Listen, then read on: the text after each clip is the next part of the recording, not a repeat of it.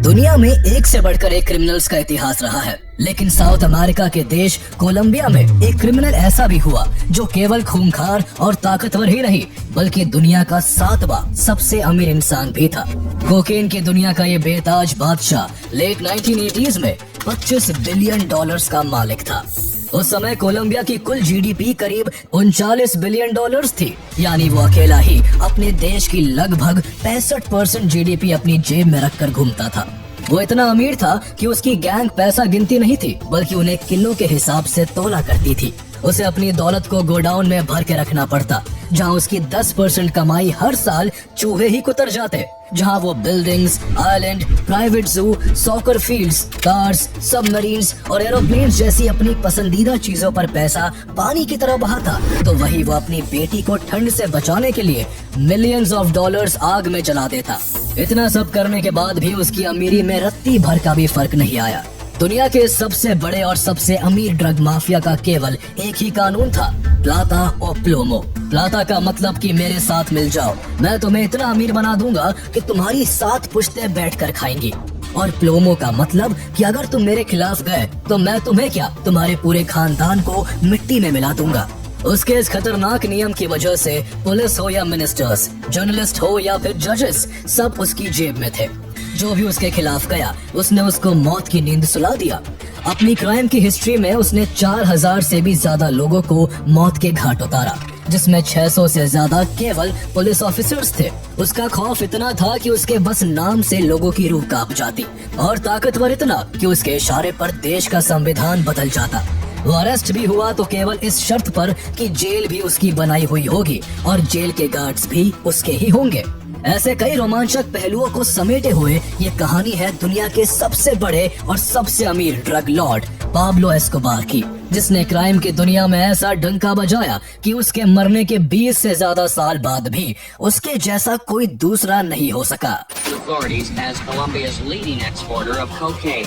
The Escobar family has reportedly amassed nearly $2 billion smuggling 1,100 pounds of refined cocaine into the United States every month. Drug trafficker, billionaire, killer, but a hero to thousands in his home city. His cocaine king's only son has now claimed his father took his own life. He had become a cancer to Colombia. Escobar was a monster. I wish he would have spent the rest of his life in prison. I mean, that's what I wanted. Yo soy Pablo Emilio Escobar Gaviria. Pablo Emilio Escobar Gaviria का जन्म 1 दिसंबर 1949 को Colombia के Rio Negro शहर में हुआ था। वो अपने माता पिता के 7 बच्चों में तीसरा था।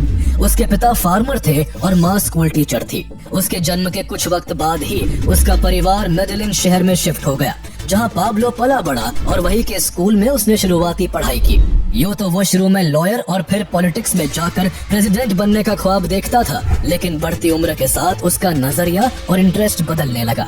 उसको समझ आया कि दुनिया में सबसे बड़ा ताकतवर वही है जिसके पास पैसा है। अगर पैसा हो तो क्या लॉयर और क्या पॉलिटिशियन, सबको जेब में रखा जा सकता है। पैसे की अहमियत तब उसे और भी ज्यादा समझ आई जब घर की खराब फाइनेंशियल कंडीशन की वजह से उसे अपनी पढ़ाई बीच में ही छोड़नी पड़ गई। पढ़ाई छूटने के बाद उसने ठान लिया कि उसे जल्दी से बहुत सारा पैसा कमाना है, फिर चाहे उसके लिए उसे किसी भी रास्ते पर जाना पड़े। उसने खुद को वादा किया कि अगर 25 साल की उम्र तक उसने 1 मिलियन पेसोस नहीं कमाए तो वो खुदकुशी कर लेगा। इस तरह जुनून की हद तक जल्द से जल्द अमीर बनने की इस ख्वाहिश ने उसे क्राइम की दुनिया में धकेल दिया। वो अपने कजिन गुस्तावो गाविरिया के साथ मिलकर तरह तरह के लीगल काम करने लगा, जिनमें फर्जी डिप्लोमा डिग्री बेचना, साउंड इक्विपमेंट्स की तस्करी करना और टूम्बस्टोन्स को चोरी करना शामिल था। लेकिन इन छोटी छोटी चोरियों से आखिर वो कितना और कब तक अमीर बन पाता, इसलिए बड़ा कदम उठाते हुए 20 साल से भी कम उम्र में उसने कार चोरी करना और अमीर लोगों को किडनैप करना शुरू कर दिया।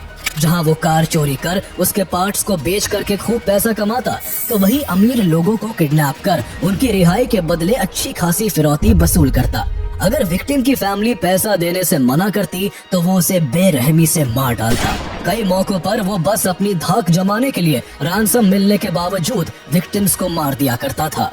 ऐसा ही तब हुआ जब 1971 में एक बार उसने इंडस्ट्रियलिस्ट डिएगो एचावारिया को किडनैप किया, जिसे रिलीज करने के बदले में उसने $50,000 की डिमांड की। उसकी डिमांड पूरी होने और उसे मन मुताबिक पैसे मिलने के बाद भी उसने डिएगो की जान ले ली। ये चोरी और किडनैपिंग का सिलसिला यूं ही चलता रहा और खुद से किए वादे को पूरा करते हुए वो महज 22 साल की उम्र में ही मिलियनेयर बन गया।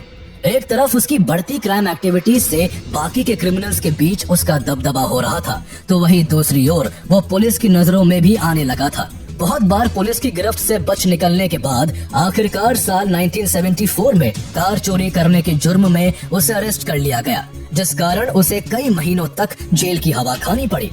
जेल जाने के बाद भी पाब्लो का हौसला डगमगाया नहीं, बल्कि उसने पुलिस को रिश्वत देने का तरीका ढूंढ निकाला और अपना काम जारी रखा।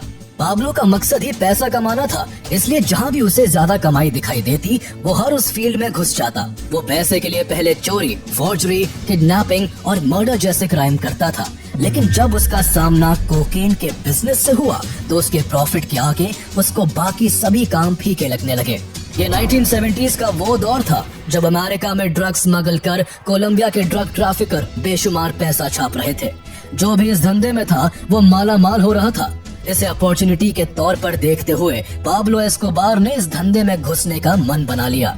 शुरू में उसने कई ड्रग माफियाओं के लिए काम किया, जिनसे उसने ड्रग के धंधे की बारीकियों को सीखा। उसने न केवल स्मगलिंग रूट्स के बारे में जाना, बल्कि ड्रग वर्ल्ड में बहुत से इम्पोर्टेंट कनेक्शंस भी एस्टैब्लिश कर लिए, जो आगे चलकर उसके बहुत काम आने वाले थे।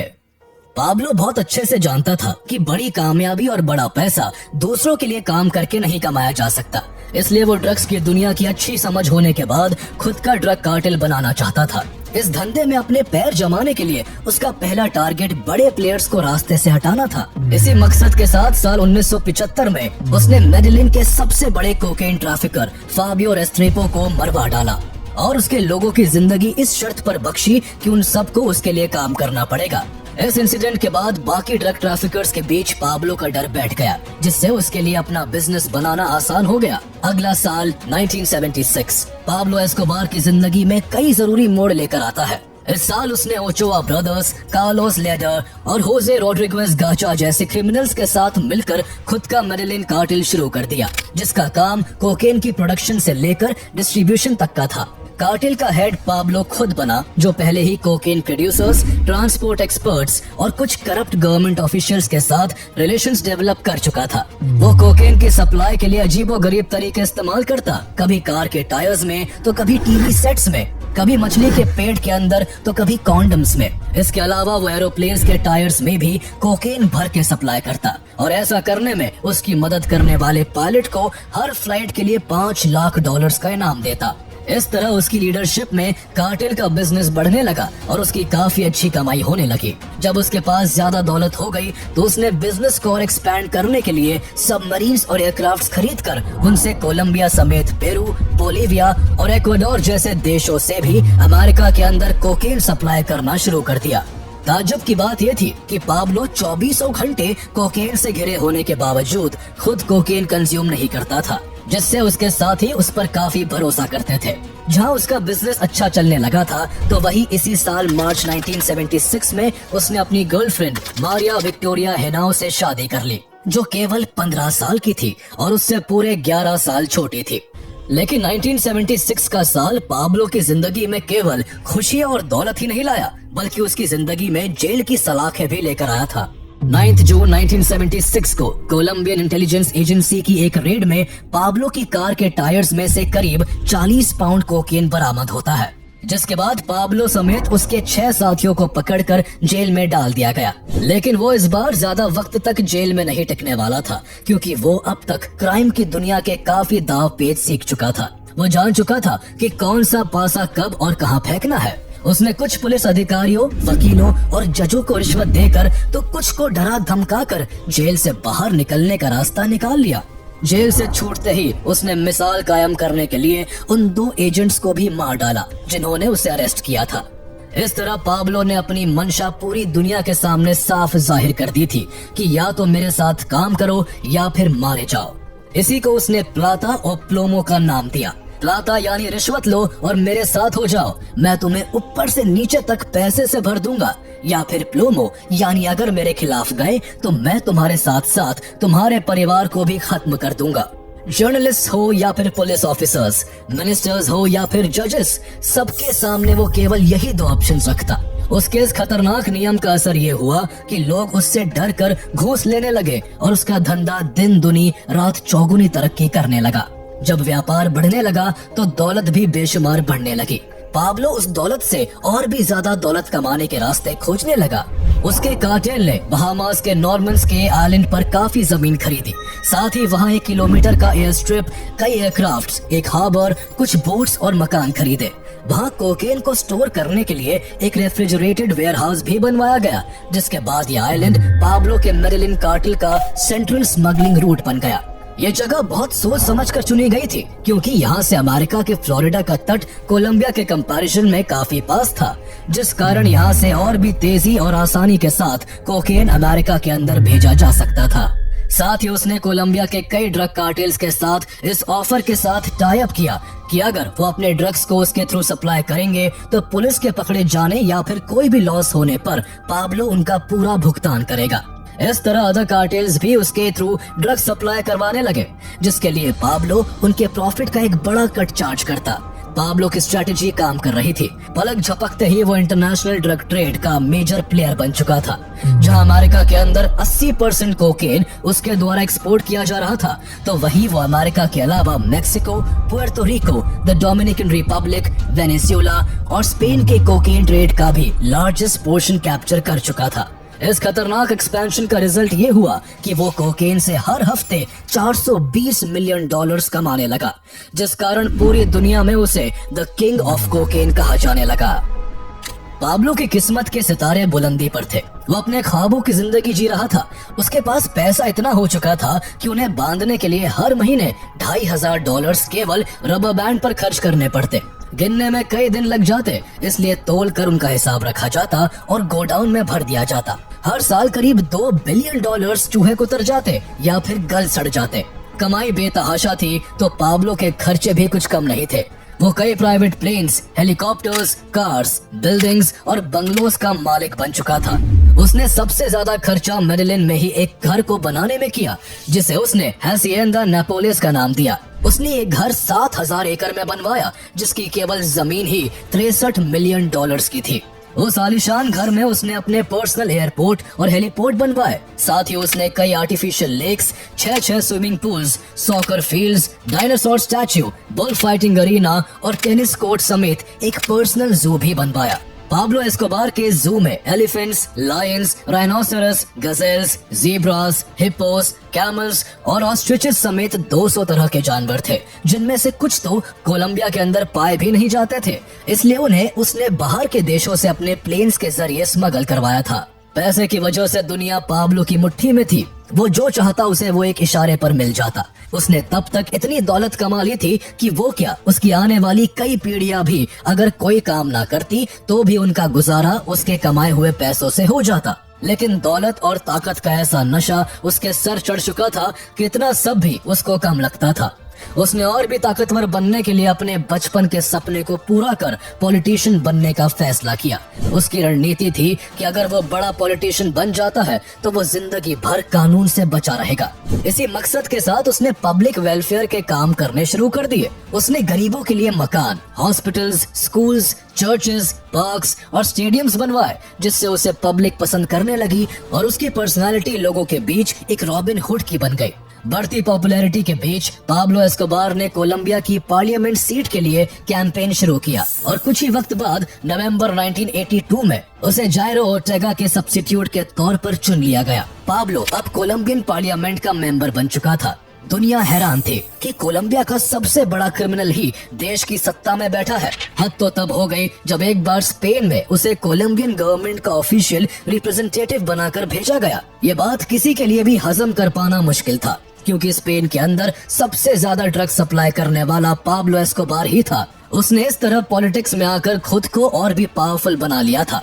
उसके कार्टेल का बिजनेस अब और भी स्मूथली चलने लगा था, जो अब केवल यूएस का ही नहीं पूरी दुनिया के कोकेन ट्रेड का 80% मार्केट कैप्चर कर चुका था। उसका अब सपना था कि वो अपने पॉलिटिकल करियर को इतना बड़ा कर ले कि वो देश का प्रेसिडेंट बन जाए। लेकिन इतने बड़े क्रिमिनल रिकॉर्ड के साथ प्रेसिडेंट बनना तो दूर, वो अपनी पार्लियामेंट सीट तक भी नहीं बचा पाया। जल्द ही ऑपोजिशन पार्टी के लोग उसके क्राइम्स की पोल खोलने लगे और उसे खुलेआम क्वेश्चन किया जाने लगा। उसके पॉलिटिकल करियर को भारी झटका तब लगा जब जस्टिस मिनिस्टर रॉड्रिगो लारा बोनीला ने उसका पूरा कच्चा चिट्ठा खोलकर उसके खिलाफ इन्वेस्टिगेशन शुरू कर दी। इन्वेस्टिगेशन में उसके पुराने केसेस खोले गए, साथ ही ड्रग्स की कमाई से खरीदी गई उसकी प्रॉपर्टीज और प्लेन्स को भी सीज करने का ऑर्डर दे दिया गया। रही सही कसर तब पूरी हो गई जब एल एस्पेक्टाडोर नाम के अखबार ने इन सारी चीजों के बारे में छापकर पाब्लो की पूरी सच्चाई को दुनिया के सामने उजागर कर दिया। यूं तो हर कोई उसके धंधे से वाकिफ था, लेकिन उसके डर, ताकत और रिश्वत की वजह से सब जानकर भी अनजान बने रहते थे। लेकिन देश के एक बड़े पद पर होने की वजह से उसके कामों को आखिर कब तक नजरअंदाज किया जा सकता था। सत्ता के लालच में कहीं वो दौलत भी ना गवा बैठे, इसलिए पाब्लो एस्कोबार ने जनवरी 1984 में अपनी सीट से रिजाइन कर पॉलिटिक्स से रिटायरमेंट ले लिया। लेकिन बदले की आग में उसने जस्टिस मिनिस्टर रॉड्रिगो लारा बोनीला और एल एस्पेक्टाडोर न्यूज़पेपर के एडिटर को बेरहमी से मार डाला। पाब्लो एस्कोबार के बढ़ते क्राइम्स अब कोलंबियन गवर्नमेंट को काफी परेशान करने लगे थे, इसलिए उसके खिलाफ अरेस्ट वारंट जारी कर दिया गया, जिससे उसे छुप कर रहने को मजबूर होना पड़ा। गवर्नमेंट को ड्रग स्मगलर्स के खिलाफ सख्ती न बरतने के लिए बदनामी सहनी पड़ रही थी, इसलिए कोलंबियन गवर्नमेंट ने यूएस के साथ एक्सट्रेडिशन एग्रीमेंट भी साइन किया, जिसके तहत पाब्लो जैसे ड्रग ट्रैफिकर्स को पकड़कर अमेरिका को सौंप देना था। पाब्लो क्योंकि अमेरिका में 80% कोकेन स्मगल करने के लिए जिम्मेदार था, इसलिए अमेरिका उसे पकड़कर अपनी जेल में कैद करके रखना चाहता था। वही पाब्लो एस्कोबार भी केवल अमेरिका के पकड़े जाने से ही खौफ खाता था। उसे पता था कि वो यहाँ कोलंबिया में जब चाहे तब आजाद हो सकता है, लेकिन अगर एक बार वो अमेरिका के हाथों में आ गया तो कभी नहीं छूट पाएगा। इसलिए उसने कोलंबियन गवर्नमेंट के सामने शर्त रखी कि अगर उसे अमेरिका के हवाले ना करके कोलंबिया की ही जेल में रखा जाए तो वो सरेंडर कर देगा। लेकिन गवर्नमेंट ने उसकी शर्त मानने से इनकार कर दिया। बाद में उसने गवर्नमेंट को ऑफर दिया कि अगर उसे एक्सट्रेडिशन एग्रीमेंट से राहत देकर अमेरिका को ना सौंपा जाए तो वो कोलंबिया का $10 बिलियन का कर्ज चुका देगा। देश के कर्ज उतारने की डील अच्छी थी, लेकिन बदनामी के चलते गवर्नमेंट इस शर्त पर भी राजी नहीं हुई। जब सीधी उंगली से घी नहीं निकला तो वो खून खराबे पर उतर आया। उसने एक्सट्रेडिशन पॉलिसीज के खिलाफ लॉस एक्स्ट्राडिटेबल ऑर्गेनाइजेशन बनाई। जो भी बड़ा ऑफिसर एक्सट्रेडिशन एग्रीमेंट के फेवर में बात करता, पाब्लो उसको मरवा देता।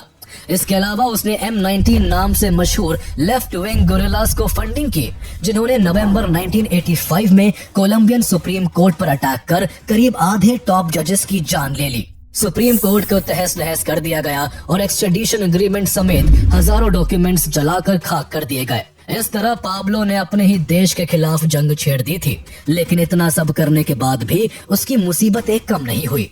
जहां वर्जिलियो बार्को वारगास ने देश का नया प्रेसिडेंट बनते ही यूएस के साथ फिर से एक्सट्रेडिशन ट्रीटी साइन कर दी, तो वही यूएस एजेंसीज की मदद से कोलंबियन फोर्सेस उसके ठिकानों पर रेड कर उसके कोकेन स्टोरेज को जब्त करने लगी। उसको हर तरफ से घिरता देख उसके राइवल काली कार्टेल ने भी उसे टारगेट करना शुरू कर दिया। इस तरह पाब्लो एस्कोबार के पीछे कोलंबियन गवर्नमेंट, अमेरिकन गवर्नमेंट और अब काली कार्टेल था, जिसने न केवल उसके कई मेंबर्स को मार गिराया, बल्कि उसकी बीवी बच्चों को निशाना बनाते हुए उसकी बिल्डिंग के जस्ट सामने 70 किलो का डायनामाइट एक्सप्लोड कर दिया। पाब्लो ने बदले में काली कार्टेल्स के कई मेंबर्स को मौत के घाट उतार दिया और फिर उस कार्टेल के ओनर की दर्जनों प्रॉपर्टीज को बॉम्ब ब्लास्ट करके मिट्टी में मिला दिया।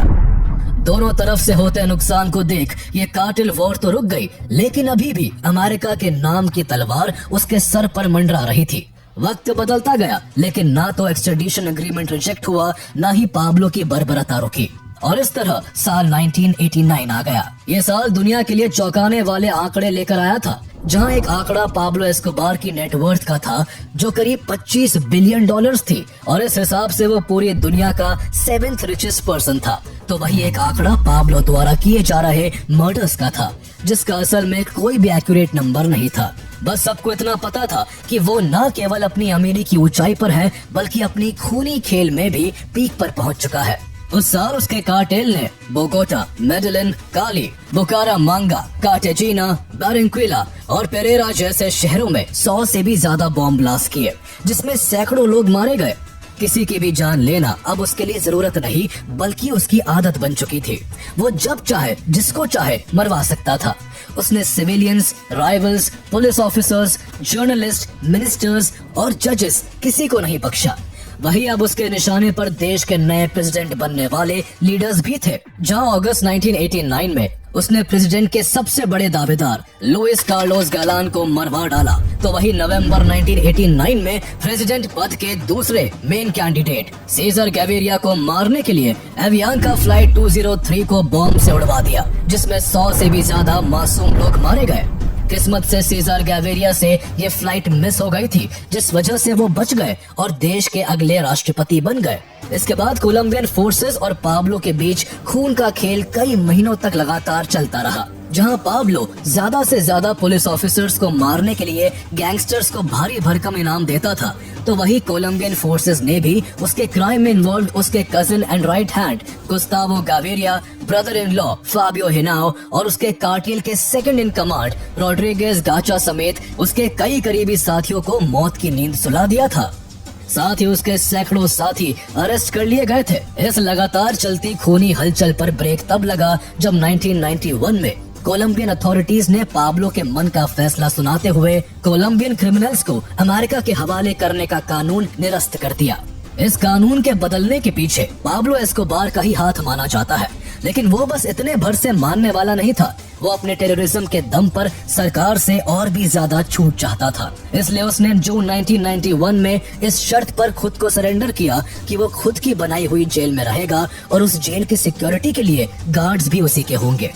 साथ ही उसने ये शर्त भी रखी कि जेल के 12 मील के दायरे में कोलंबियन पुलिस मौजूद नहीं होनी चाहिए। उसकी तरफ से किए जा रहे लगातार बॉम्ब ब्लास्ट और मर्डर्स को देखते हुए कोलंबियन गवर्नमेंट को उसकी इस शर्त को भी मजबूरन मानना पड़ा।